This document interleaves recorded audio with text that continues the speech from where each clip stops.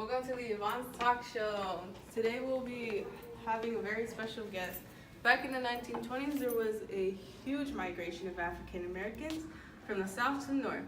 Slavery was abolished, discrimination still exists, and Jim Crow laws were strictly enforced. So of course, the African Americans got the hell out of there.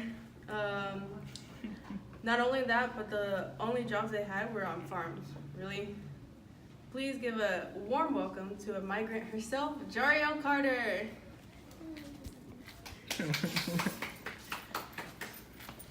Thank you. Thank you. I'm glad to be here.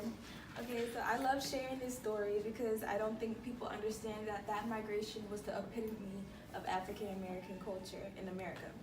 At the time of the move, I was 17 and we were living in Alabama, and we had been anticipating this move since the Jim Crow laws became more enforced, And my father was having a hard time finding a job.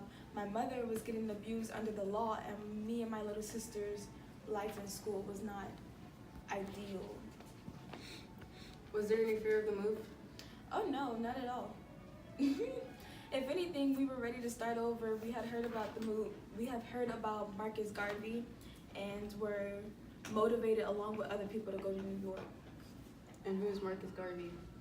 He was an icon. He was a civil rights activist, and he created the Universal Negro Improvement, which was to help educate the minds of African Americans.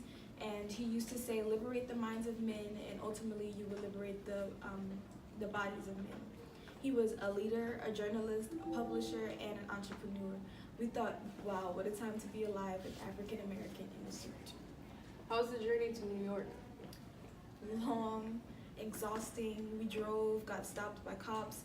As a matter of fact, my father spent a night in jail for allegedly speeding. But once we made it to New York, it was definitely a different atmosphere. The whites didn't like it, and that was evident, but this was much better than the hell we had just came from. And my mother enrolled us into a nicer school and got a job as a restaurant that played jazz, which is where my love of jazz came from. Wasn't that the time where jazz was booming in the media?